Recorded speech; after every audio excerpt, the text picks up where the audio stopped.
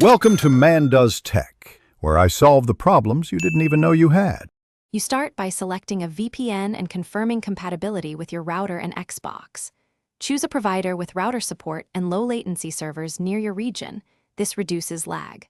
Once chosen, register the account and note open VPN or WireGuard configuration files and server addresses. Make sure your router has enough CPU and flash memory. Underpowered routers will bottleneck. Grab firmware docs for installation steps, and keep an Ethernet cable and Xbox network settings menu open so you can switch to wired if needed.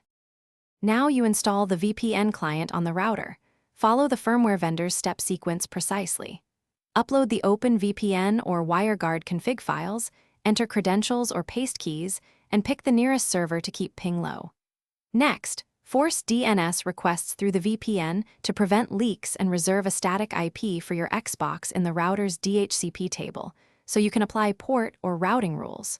Once done, reboot the router to let the VPN link establish, and confirm the connection status page shows a secure tunnel.